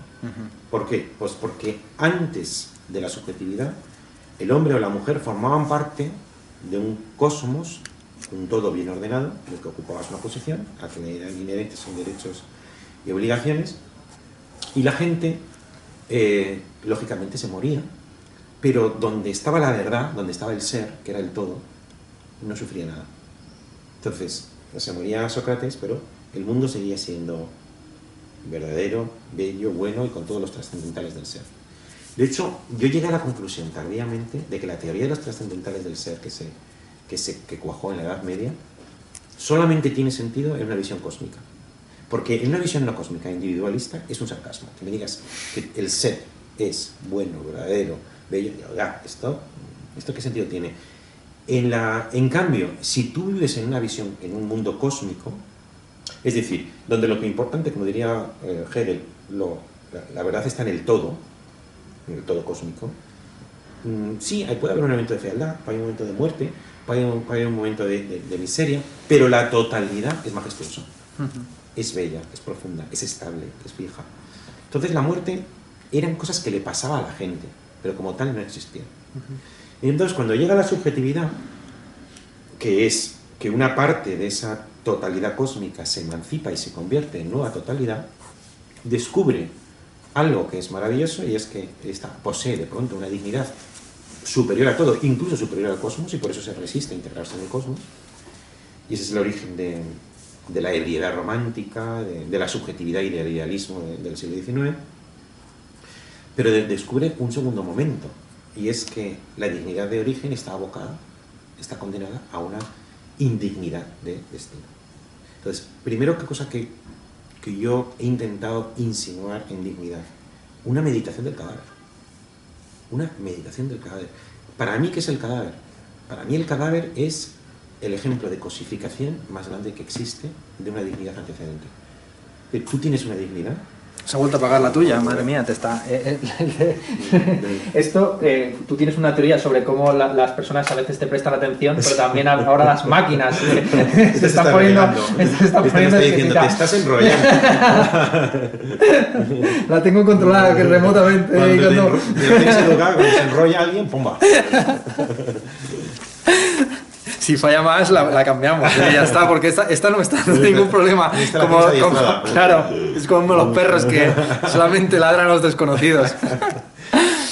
Pues decía que, ¿qué es el cadáver? Pues cuando se habla de que la dignidad es eso de que es aquello que no puede ser sustituido por nada equivalente, como la dignidad, la excelencia del humano, mientras que el precio es aquello que sí puede ser sustituido por algo equivalente, y razón en mi libro Dignidad, la mayor atentado contra la dignidad es tratar a lo que tiene dignidad como si solo tuviera precio, es decir, la cosificación. Pues encontramos que el mayor delito contra la dignidad del humano es la cosificación de la muerte. Entonces, lo primero que te diría es que la muerte es un invento moderno, y el hombre o la mujer que es una excepción en la naturaleza, de pronto la naturaleza que hace insectos, que hace bichos, de repente crea algo tan prodigioso, tan virguero como es la conciencia individual, sin embargo luego le da el mismo tratamiento que al insecto y lo convierte en sucio cadáver, ¿no? Entonces, primero, la modernidad es el lugar en el que se hace cargo en serio de la muerte, y la vida adquiere una seriedad que nunca antes había tenido. Entonces, ante este hecho, que radical, ¿qué posibilidades nos quedan? Hay una primera pregunta que traté de responder en Necesario pero Imposible. ¿La historia de la subjetividad termina en el delito, en el cadáver, o podemos presuponer, y bajo qué condiciones, que la historia de la subjetividad continúa, objetivamente continúa, que es la creencia en la mortalidad prorrogada real, más allá de la muerte? Vamos a excluir esa, que yo en mi libro llamo esperanza. Vamos a excluir esa hipótesis, que además digo, mientras que el resto de mis libros se basan en la experiencia, esto es una hipótesis, ¿no? Entonces, ¿qué otras cosas te quedan para luchar contra nuestra mezquina condición? A mí me queda una solución para todo el mundo y una solución para unos pocos. La solución para todo el mundo es lo que yo he llamado la ejemplaría póstuma, la imagen de tu vida. Es decir, ser consciente de que todos nosotros tenemos algo de lenta gestación del ejemplo póstumo.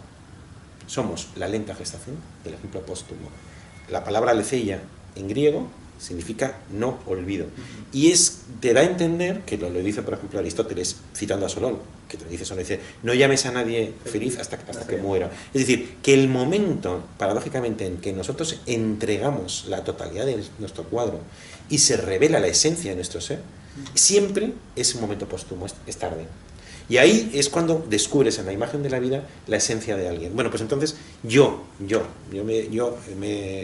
he puesto esta máxima.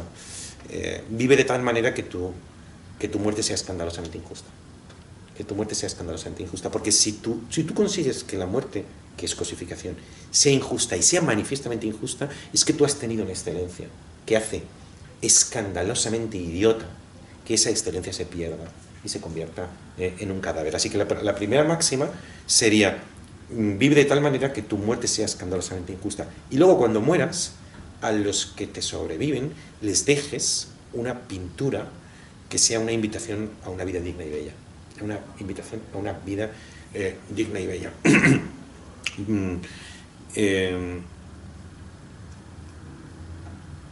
En Inconsolable, que es la obra de teatro que escribí cuando murió mi padre, hay un primer momento que mira hacia el pasado y que es el dolor inconsolable de cuando de pronto crees que ves a tu padre por primera vez, que es cuando se ha muerto. Tal vez, dice ahí 1930, 2015, o sea, has visto ya el cuadro completo. Es como si alguien estuviera pintando el cuadro y de repente lo ves. Pero en el momento en que lo ves, el pintor necesariamente se ha muerto, ¿no? Esa es la tragedia de la condición humana. Entonces, cuando el hijo ve eso, esa especie de verdad desnuda, aniquiladora, esa cara de la medusa, siente una desolación. Entonces hay una especie de voces que no se sabe dónde vienen y que desencadenan un cambio, y el cambio es que de pronto él oye una voz de acuérdate de vivir, acuérdate de vivir. Y entre las cosas que te motivan para seguir viviendo está que el cuadro de tu vida está todavía incompleto. Todavía estás a tiempo. Todavía estás a tiempo de introducir colores, formas, sombras, esfumatos, perspectivas y fondos a la imagen de tu vida que legarás a los que te sobrevivan cuando mueras. A mí, una de las cosas que me encantaría poder legar es dulcificar el miedo a la muerte de mis hijos. ¿No? Es decir, que cuando los hijos vean cómo has muerto, no solamente tengas una buena vida, sino también una buena muerte. Entonces, primera manera, evidentemente parcial, de superar la cosificación de la muerte sería la imagen de la vida póstuma, que eso está abierto a cualquier hombre y cualquier mujer. Y luego está el privilegio de unos pocos, muy pocos, un 0,0 algo de la población. Y es el carácter de máquina de perdurar que puede llegar a tener la cultura y el arte.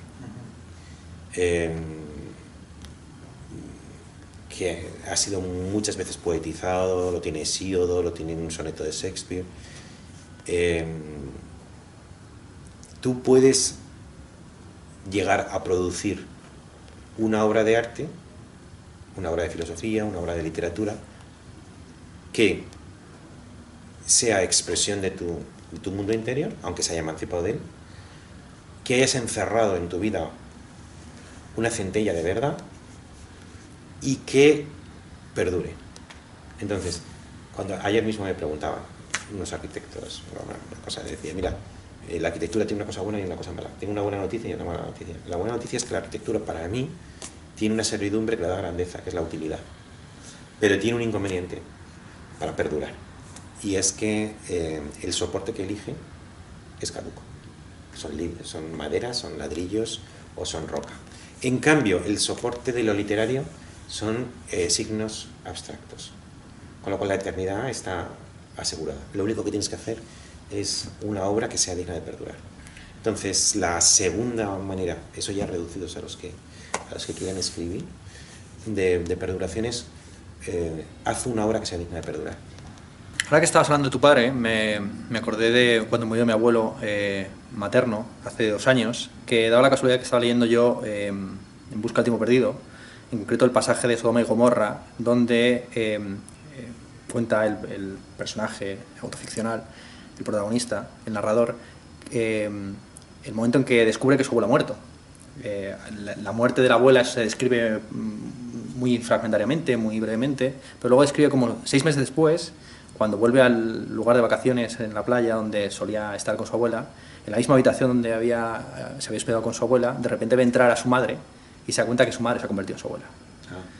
Y entonces dice, y le viene entonces la impresión y todas las lágrimas y toda la tristeza le viene cuando descubre el paso del testigo. Sí. Es decir, que ya solo te queda una generación antes de que la muerte te toque ya a ti. ¿Pero entonces le da la pena por su abuela o por su madre? Por las dos. Por las dos, y sobre todo por sí mismo, dice, porque hay un momento en que la abuela deja de existir, tan solo existe dentro de ti mismo como recuerdo. Entonces, tú tienes pena de ti mismo en la medida en que tu abuela ha pasado a ser parte de ti, como recuerdo. Entiendo. Entonces, y se dio la casualidad, ya digo, que justo acababa de morir mi abuelo, y yo empezaba a ver a mi madre cómo había envejecido en la semana que había pasado desde la muerte de mi abuelo, más que en los últimos 20 años, ¿no? Igual que los que no tienen hijos, pues viven una especie de adolescencia permanente, ¿no? Santiago Barrico tiene un texto muy bonito que se llama Leer con niños. Leer con niños es un libro muy recomendable, es un libro, ya sabes, Santiago Barrico, el filósofo y escritor. Ese es, a mi juicio, su libro más importante, donde más hace uso de todas las técnicas literarias que desarrolló en La bola de cristal y demás, y habla de cómo el soltero es una especie de ente anómalo, antropológicamente hablando, por no asumir esta carga de la muerte y del testigo. Bueno, la pregunta no tenía que ver con esto, sino más bien abordando, por ir agotando un poco los libros, la imagen de tu vida. La imagen de tu vida trata sobre el tema de la ejemplaridad póstuma y claro, hablas de un autor que para nosotros se ha convertido en canónico, pero cuya vida pues tenía cierto componente de vicio y cierto componente de virtud en su época, que es Cervantes. Claro, Cervantes cohabitaba con unas prostitutas, tuvo problemas con el fisco,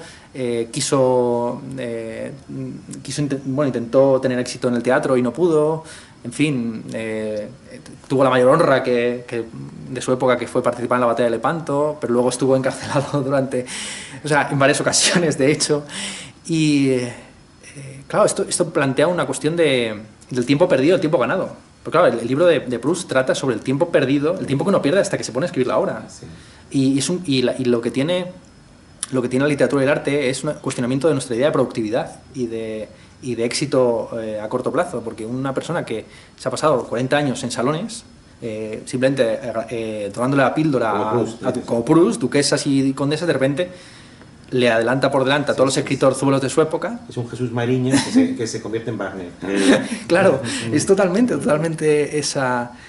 Bueno, no sé, la pregunta se me ha ido un poco, pero sobre todo era la cuestión de cómo se introduce un cierto relativismo en el presente y cómo se obliga también engarza con un debate actual, por desgracia, o no, que es el debate sobre la separación entre la obra y la artista.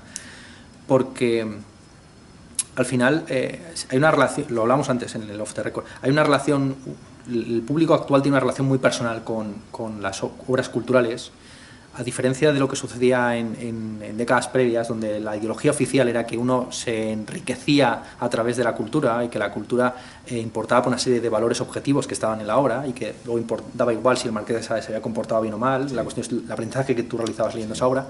A día de hoy hay una moralización y una sustitución de la obra por la persona, un culto a la personalidad, por hablar en términos casi clásicos marxistas, ¿no?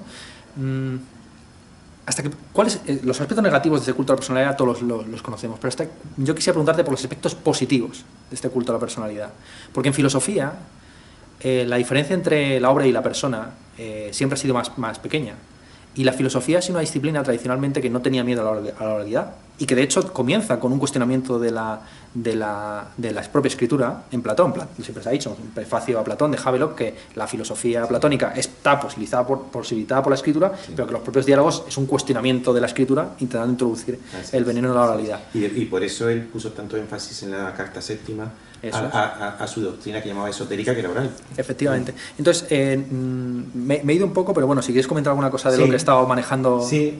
Oye, perdona, ¿qué hora es? Sí, nos hemos ido un poco, son las 2:30 ahora mismo. Pues es que me tendría que ir en unos minutos. Vale, pues una última pregunta y ya nos vamos.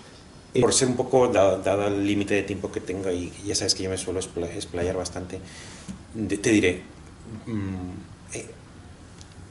tal como yo lo veo, todas las obras que sean realmente obras maestras, no hablo de la mercancía o de la economía, de la cultura, sino de las obras que sean realmente maestras y que nacen, a mi juicio, de un rapto vocacional, generoso, que solamente cuenta el enamoramiento, nada más. Luego se convertirá en mercancía y luego se venderá.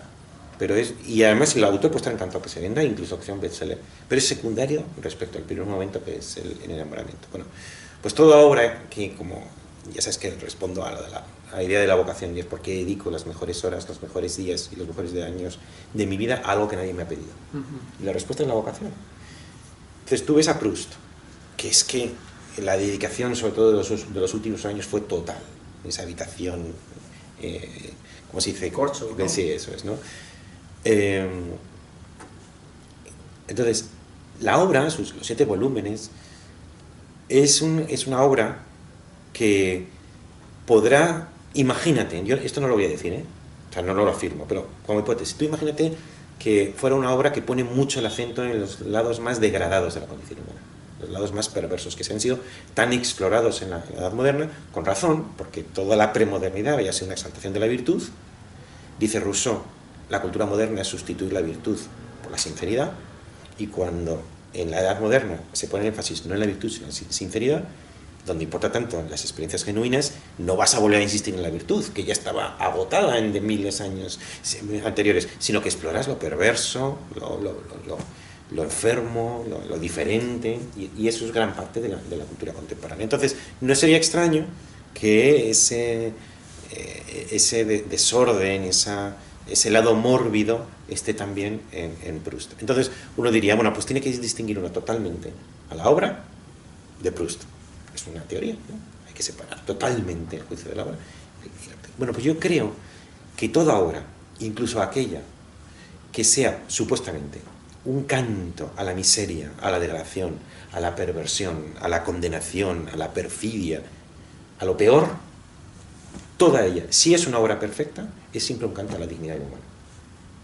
Porque solamente un ser dotado de esa excelencia es capaz de una perfección. Así que aunque temáticamente me estén intentando convencer de que me tengo que suicidar porque la vida es una basura, la perfección con la que la está haciendo es un himno a gozar de la vida y hacer la vida digna de ser vivida. Entonces, ya no habría tal contraposición entre una cosa y la otra, porque a mi juicio la obra también está llena de dignidad, ¿no? Y segundo, en cuanto a Cervantes, yo me leía a fondo a Cervantes y sus biografías y hice mi pequeña investigación.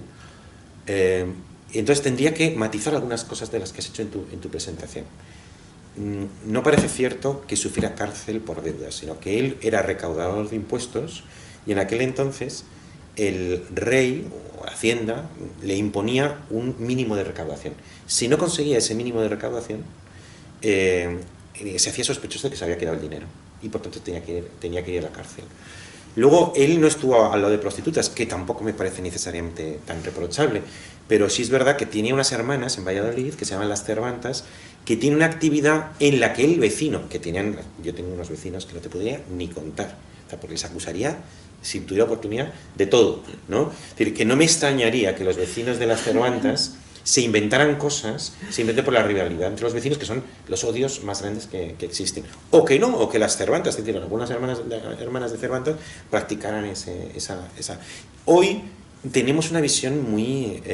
somos herederos de una cultura muy puritana, pero cuando piensas que el rey cristianísimo Felipe II tenía hijos bastardos y que los tenían sacerdotes, papas, mataban... Es decir, era una época que tenían, si quieres, unos excesos que hoy, que somos más morigerados y más metódicos, muchos censurarían y que entonces lo verían con cierta naturalidad.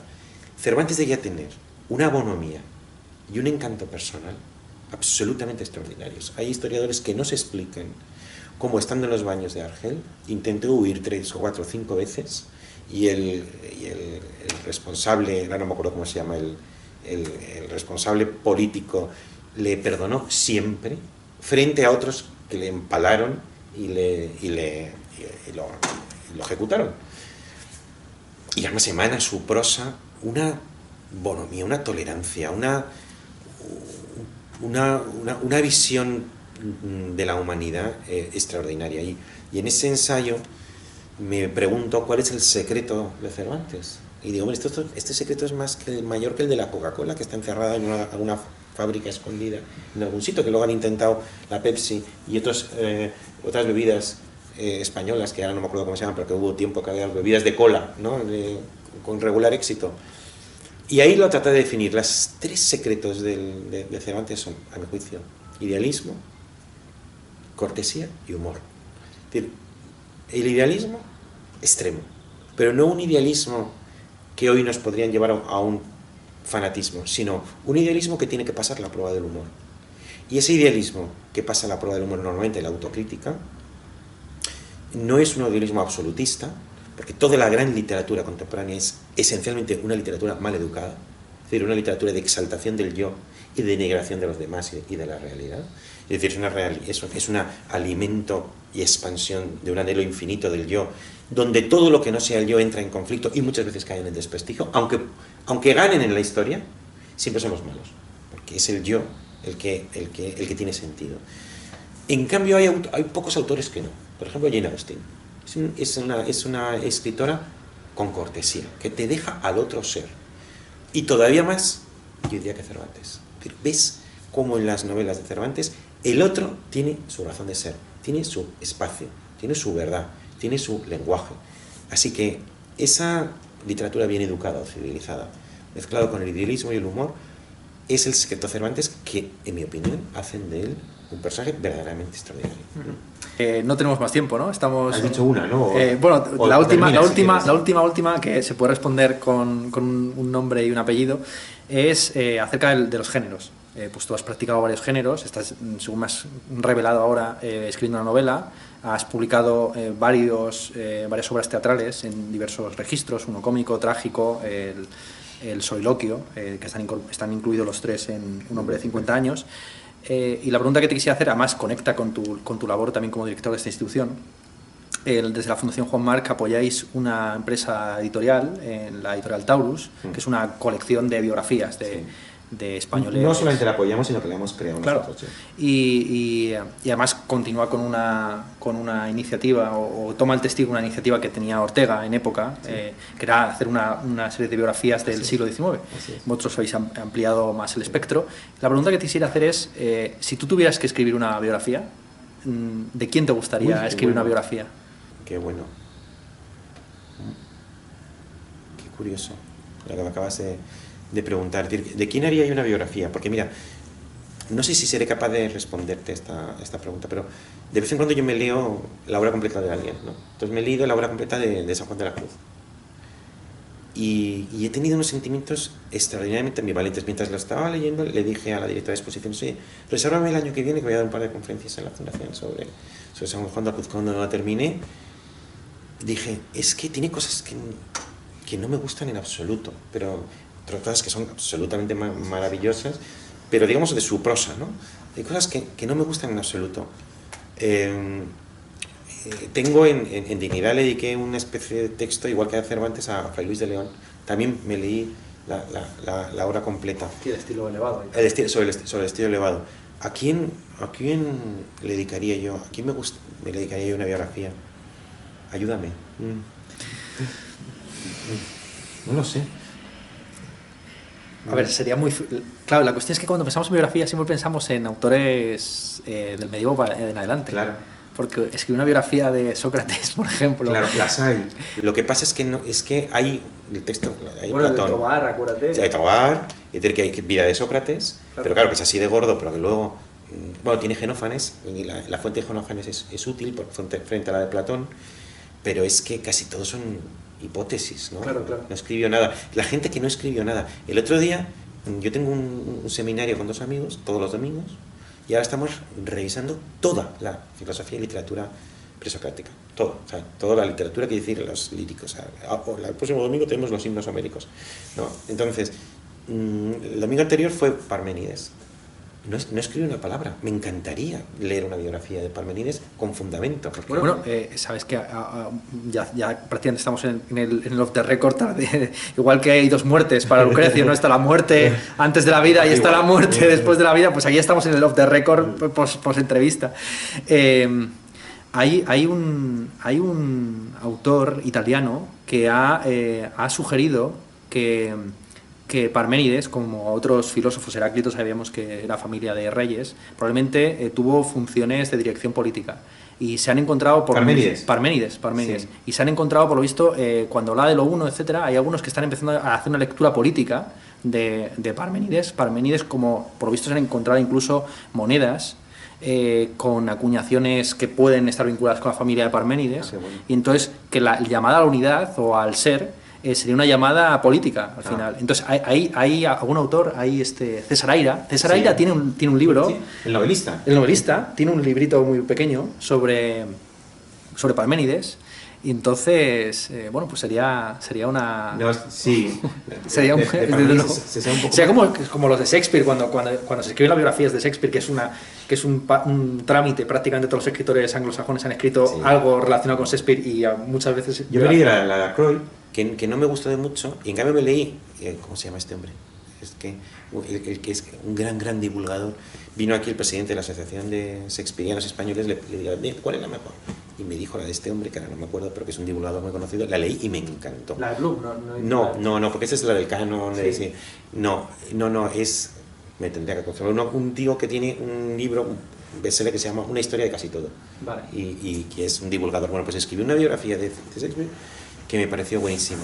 Otra cosa es que a mí lo que me parece es Shakespeare, porque no participo de la devoción Shakespeare. Y por razones que dentro de unos años hablaremos si quieres. Me impresionó mucho la influencia que de Parmenides que tenía de ¿cómo se llama? Del que te he dicho antes, del que te he dicho antes. ¿De Xenófanes dices? No, del que viene a dar una del que hablamos el domingo pasado. Ay, Dios mío. Bueno, claramente estamos ya... Esta que ahora nos apaga, Bueno, que lo que corta aquí y di que ha sido un placer conocerte personalmente y que he disfrutado mucho de la conversación y que no me extraña que tenga mucho éxito tu canal de YouTube y que además entrevistas a gente de lo más variado, ¿no? Sí. Pues eso, desde Fernando Sabater, que le entrevisté en su casa, que está por aquí cerca, detrás, sí. hasta Young Beef. Y siempre un poco con un enfoque, pues eso, filosófico, mundano en el sentido Grato. Pues nada, pues cerramos aquí, un saludo y hasta la próxima.